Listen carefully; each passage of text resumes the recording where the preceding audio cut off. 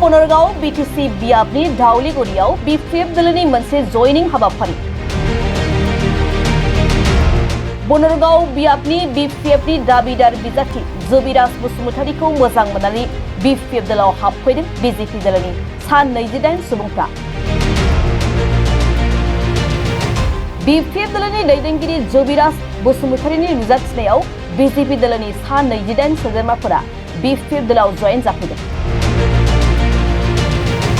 फैगौ बीटीसी बिसायख'थिखौ नोजोर होनानै गावबा गावनि दोलोखौ गोख्रों खालामनो थाखाय खामानि मावगासिनो थानाय बायदिनो 9 नं बनरगाव बीटीसी बियाबावबो बीपीएफ दोलोआ बिसायख'थियाव देरहानांगौनि थाखाय खामानि मावनायाव गुबुननि उन जानानै थायाखै। बेनिनो असिलायै दिनै बनरगाव बियाबाव बीपीएफनि दाबिदार बिजाथि जुबिराज बसुमतारीनि नुजाथिनायाव दाउलिगुरि गामियाव बीपीएफ दोलोनि मोनसे जयनिं हाबाफारि लायो। बे जयनिं हाबाफारियाव बीजेपी आरो यूपीपीएल दलनिफ्राय गासै सा 28 सुबुंफ्रा बीपीएफ दलखौ हेफाजाब होनो थाखाय जयेन जाफैयो।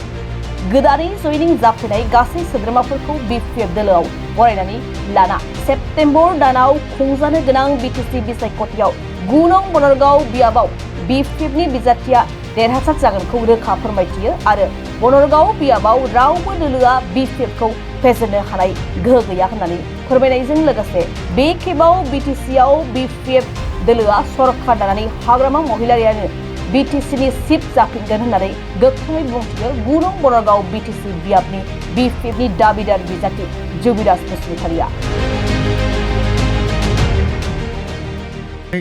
जोंनि बे दाउलिगुरि प्राइमारि सिङाव थानाय मोनबा गामिनि बिथांमोना टटेल 29 जन दिनै जयेन जाबाय जोंनि दोलोआव।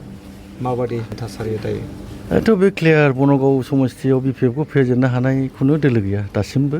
2005निफ्राय जाबादि देरहासार जाबोदों आरो देग्लायनि 2025आव जानो गोनां बीटीसी इलेक्सनावबो बीपीएफआनो जय बा देरहासार जागोन।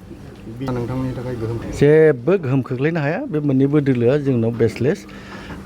खुनु यूपीपीएल बीजेपीआ बीपीएफ दोलोखौ फेजेननो हानाय बनरगाव समस्थियाव गोहो गैया। 100आव 100% कनफार्म जोंनि बीपीएफ दोलोआ देरहागोना सियर। बे बनरगाव समस्थियाव फेजेननो हानाय खुनु गोहो गैया। एमसीएलए राजीव ब्रह्म दायो बीजेपीनिफ्राय गोख्रोङै बिसायख'थि गेलेगोन होननानै बुंदों। थारैनो नोंथांमोननि फारसे गोहोम गोलैगोन? पलिटिकेल डायलग बिथाङा बुंनो हागौ। बिथांनि भटार्सआथ' बीपीएफसोमोन। बीजेपीनि भटखौ बे दाबो मोनाखै। 2020आवथ' बिथाङा बीपीएफ दोलोनिफ्राय भट मोनासै देरहासार जालांदों। बाहाथ' बीजेपीनि भटार्स दं। बिथांजों थांनायानो दिनै नोंथांमोननि सिगाङाव नुजाफैजोब्बाय। मोनसे गामियावनो दिनै 29 जन फैबाय बीजेपी दोलो बा कयेकजन यूपीपीएलनियाव फैबाय। बेखौ नायबाथ' नोंथांमोननो क्लियार बहा बीजेपी दं। खिन्थु गावनि देरहागोनखौ 100% होनना बुंदों। बयबो दोलोआ बुंना लायो गाव गावबागाव देरहागोन होननानै। खिन्थु बे रायजोआसो खोन्थागोन, समाजो खोन्थागोन बीपीएफ दोलोआ दे बेसेबां स्ट्रं। बिथाङाबो मिथिखागौ राजीव ब्रह्म बिथाङा जे बनरगावआ बीपीएफ दोलोआ बिराद स्ट्रं होननानै। बे बिथांनि बेक्तिगत डायलग जागोन। खिन्थु जोंहा बाहाय बेखौ जोंखौ गेम खोलैनो हाया बीपीएफ दोलोखौ। सिगांनि रुजुनायजों नायोब्ला नैबेनि बिसायख'थियाव बेसेबांसो भट मोनगोनखौ नोंथांमोना सानो? एक्सपेक्टेडलि दिनैनि दिनाव जोंनाव बनरगाव समस्थियाव बीपीएफआ 21,000 प्लास जागोन। कनफार्म बे 21,000 प्लास जागोन। एकदम बे खाथां भट मोनगोन जोङो। दासिम बनरगाव बियाबनि सिङाव बीपीएफ दोलोआ माबायदि फोसावदिंनायखौ सोलिबाय थादों बा मेल मिटिं खुंनायखौ सोलिबाय थादों? हाइस्टआथ' बीपीएफ दोलोआनो फोसावदिं मेलखौ खालामगासिनो दं। दस्रा दोलोखौथ' जों नुवा। डर टु डर थाङो होननाय खोनायो। मा रोखोम थांदों? खिन्थु जोंनि बीपीएफ दोलोआथ' अपेन मिटिं खालामगासिनो दं आरो बेबायदि गिदिर गिदिर जयनिं खालामगासिनो दं। जोंनाथ' कन्टिनिउ जागासिनो जोंनि मेल मिटिङा बनरगाव समस्ति हिसाबै। थांनाय 5 बोसोराव नोंथांमोनहा बीपीएफ दोलो हिसाबै खुंथायनि गोहोआव थायासै। थेवब्लाबो रायजो राजाफोरा नोंथांमोनजों दङ नामा लोगो? जोबोद दं। मानो होनोब्ला यूपीपीएल प्रमद बर' सालायनाय दोलोखौ दिनैनि दिनाव फेलार जाबाय होननानै बयबो रायजो राजाया क्लियार जाथारबाय। जायनि फलावनो जोंनि जेरावखि थाङा हाग्रामा सारनि जेरावखि ब्लेसिं रेलि होन बा वार्कार्स मिट होन जिखुनु मिटिङावनो दिनै लोब लोब रायजो राजा ओंखारो। अखा सान्दुंखौ जानानैबाबो दिनै सारनि हाग्रामा सारनि मिटिंखौ खोनासंनो होननानै लोब लोब रायजो राजा ओंखारबोयो।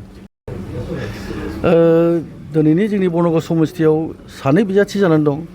जों आंनिनो गामिनि बिदा गेदेर कुमार नार्जारि बा आंबो दं जों सानैनि बिथोराव सोर सासे मोनो बे बिजाथि जागोन आरो जोङो सानैनि बिथोराव सासेल'सो मोनखागोन जायखि मोना जों बिपिएफनि जानानै जों खामानि मावनो जों पुरा थियारि दं आरो जों क्लियार आरो जोंहा बाहाय डाउट गैया जुदि नोंथाङा दोलोनिफ्राय बिजाथि महरै बिसायख'थि गेलेनो खाबु मोनोब्ला मा मावनांगौ दं होननानै सानो बे बिएफआव आंथ' जोबोद मोनसे अजन भार मोनबाय होननानै आं खालामगोन गावखौनो गाव हाग्रामा सारा जुदि आंनो दायथ' होयोबा मोनसे दायथ' होबाय होननानै आं सानो आरो बे जोंनि पार्टिनि आदर्श नितिजों जों मा मावलांनांगौ आं बे खामानिखौ रायजो राजानि थाखाय मावना होगोन इउपिपिएलनि फारसे मा बुंनो सानो जिहेतु नैबे बनरगाव बियाबनि सिङावबो बिथांमोना गोख्रोङै बिसायख'थि गेलेनो थियारि जादों बेथ' बयबो दोलोआ साखाफारा जाखायो राजनिति गेलेनो थाखाय खिन्थु बेनि आं दहायबो बुंखांबाय जेनेबा जोंखौ बनरगाव समस्तियाव बिपिएफ दोलोखौ गोहोम खोलैनो हानायखौनो दोलो गैया इउपिपिएलआनो हक बा बिजेपिआनो हक